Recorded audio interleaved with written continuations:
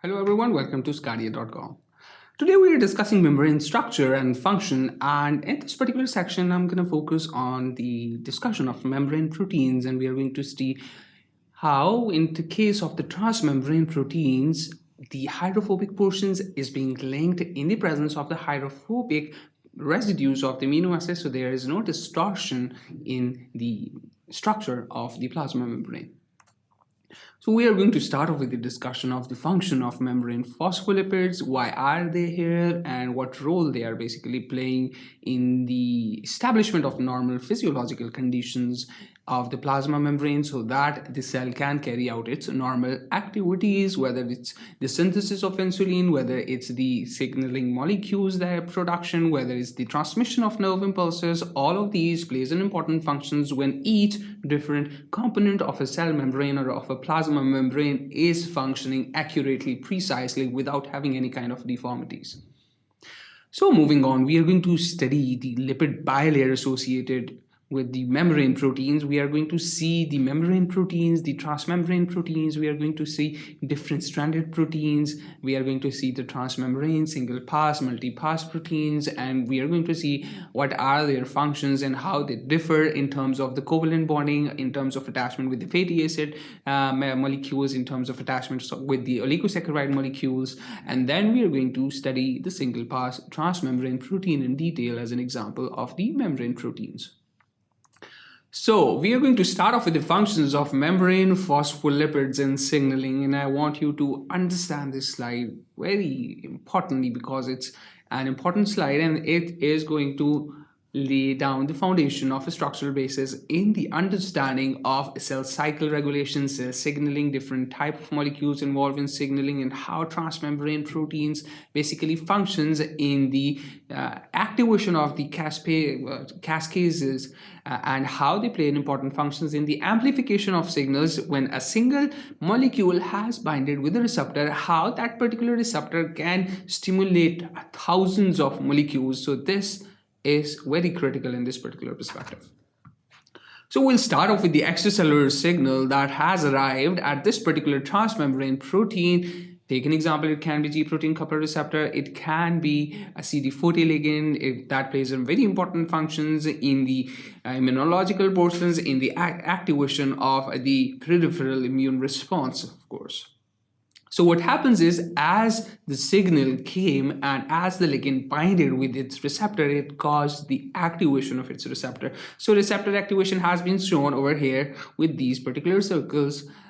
So what happens is, this is followed by immediate activation of PI3 kinase, and we are talking about phospholipases of the inositol, and we are going to see inositol phosphatase how plays in very important functions in the transmission of the signals downstream for the activation of many processes. Either they can be the release of calcium ions from the endoplasmic reticulum moving out, binding with the calmodulin, and plays its important functions either in the contraction of the smooth muscles, either in the excretion of the secretory vesicles of the insulin that we have discussed in the previous lectures as well. So there are many different types. So over here we are talking about basic understanding. So we have a PI3 kinase that has been activated because that particular receptor was activated in response to the ligand that has binded. Over here, what it would do, it is going to cause the phosphorylation of the inositol phospholipids as shown over here. So as soon as that particular inositol phospholipids are being phosphorylated, they are going to send signal by docking them with the intracellular signaling protein, also known as relay proteins, because they function to transmit the message that has been received. Either we are talking about the tumor growth factor alpha, we are talking about the interleukin 2 that plays very important functions in maintaining and abrupting the apoptosis. We have received signal, take an example of from the death ligand, death receptor, TLR receptor, so that it is going to send signal which is basically going to cause the activation of the P53 protein, which basically has been inactivated because of the presence of MDM2 protein that we have studied, of course. And what it would do, it is going to cause the activation of P21, and this would be followed by the amplification of P21 to P27. And what they do is they are basically going to break down, chop down, and inhibit the synthesis that the cell can move from G1 to next step, which is basically the synthesis of the DNA phase. So cell cycle at that particular moment would be blocked. So to summarize, activated receptors activated PI3 kinase over here, and this was followed by the activation of an intracellular signaling molecule, which basically caused a relay signal and activated the downstream signaling processes. Now over here, what happens is we have an example of the phospholipase C. What it does is it has been activated as soon as an extracellular signal has binded with its receptor, causing its receptor activation, of course. Now this activated receptor is going to cause the activation of the phospholipase C, which is then going to cause the activation of IP3, which then of course is going to bind with the calcium channels in the endoplasmic reticulum, causing the opening of those particular channels, and calcium will move out. Of course, that has not been shown over here, but that has been discussed in our previous lectures. So to cut the long story short, phospholipase C activation is going to cause the signaling lipid fragments activation, and it would send signal, which is basically a relay signal for the activation of downstream processes, of course. So talking about the membrane proteins associated with the bilayer, we have different types of proteins. We are going to study one by one in detail. Over here you can see that is because it has been passed singly, so that is known as a single pass transmembrane protein, and that is a transmembrane protein because it has its portions both outside and inside the cell.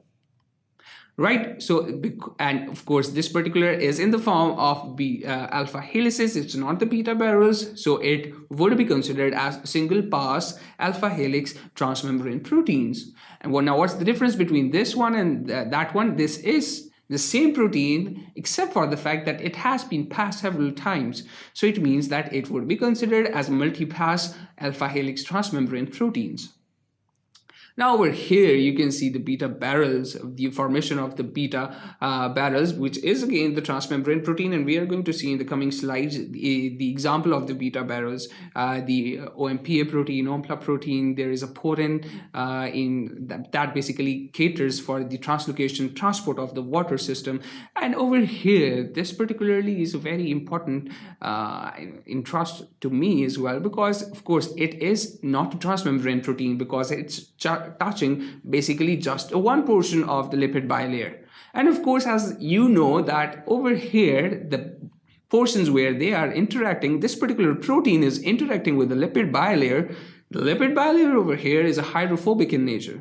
So this alpha helix, which is in a perpendicular structure as compared to this one, the parallel one. So over here, what happens is these alpha helices needs to have the residues. We are talking about the amino acid residues, right? And these amino acid residues need to have an important functions which are basically hydrophobic in nature so that they can communicate with each other. Talking about the this particular portion where the protein is attached with the lipid, either with the fatty acid, either with the tail, either with the head through a covalent bonding. And similarly, this particular protein is not directly attached with the plasma membrane, but through a oligosaccharide molecule as shown over here. Now, there are some kind of proteins that plays an important function in the translocation where they are not attached with the proteins, but they are attached with the single transmembrane protein. For example, in this particular case, there can be a protein which is not directly attached with the plasma protein, but they have their linkage either covalent or non-covalent with the single pass transmembrane protein, and they can be present within the cell intracellular spaces and outside the cell in the extracellular spaces as shown by this particular 8 protein number. So talking about the membrane protein attachment by a fatty acid chain that we have discussed in this particular portion, now we are basically going to study this particular in detail. So what happens is we have an amide linkage that is present between the amino terminal of the group and with the fatty acid terminal of the fatty acid, of course.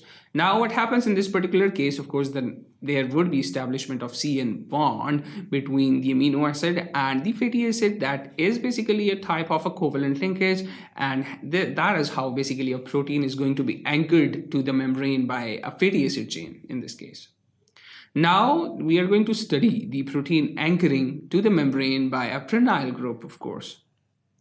In this particular case, there is no covalent bonding. In this particular case, we talked about the CN linkage. Over here, of course, we are going to study the thioether linkage between a cysteine residue that is basically recognized because of this existence of the sulfur, and of course with a prenyl group, of course, of the fatty acid chain.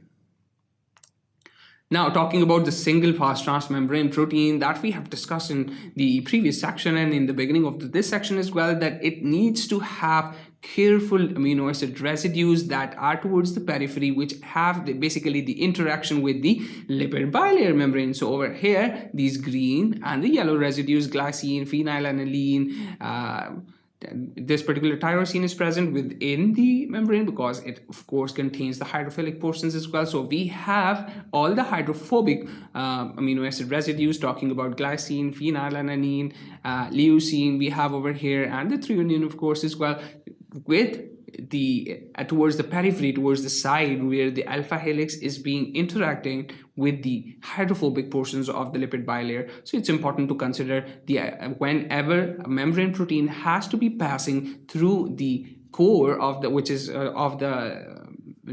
phospholipid bilayer. So over here it has to understand that they have hydrophobic capacity. So in order for them to stay there, to maintain their integrity, to maintain their structure over there, they have to be the existence of course, the hydrophobic amino acid residues that we have studied over here. So over here we have a disulfide, interchain disulfide bond, which basically helps the transmembrane protein to have a secondary structure but through the establishment of the secondary structure by the disulfide bridges in the existing amino acids that are present in, of course, the polypeptide. They have, of course, the oligosaccharide that can bind with the several different elements, of course, as well. And these have, after then, like we discussed over here, the transmembrane structure, the alpha helix structure, which have their hydrophobic moieties towards the exterior, and they have their hydrophilic moieties towards the interior, so that they don't have any kind of repulsion and they stay there in harmony with hydrophobic portions of the lipid bilayer. And of course, they have this alphylyl group, and towards the terminal, they have the amine group, of course. Talking about the beta barrel formations from the beta strand, there are different types of beta barrels. Talking about the standard OMPA, that is basically a receptor for the binding of the virus. In this particular case, we have the OMPLA strand, which is basically consistent of 12 sheet, which basically acts as a lipase. Now it means that this particular lipase is going to hydrolyze lipids, of course, and we are talking about the standard porine, which contains 16 beta pleated sheets over here, and it basically serves as a channel for the transport of the water. We have FEP-A, which is comparatively bigger in size and is used for the translocation of the ions within the cell and to the outside of the cell. So in this particular section, we focused on the discussion of the functions of the membrane proteins, membrane phospholipids. This was followed by the lipid bilayer association with the membrane proteins, and we then discussed single pass transmembrane protein and saw how they have to arrange themselves when they are passing through the hydrophobic core of lipid bilayer. So that was all for this particular section. Thank you for watching sqadia.com.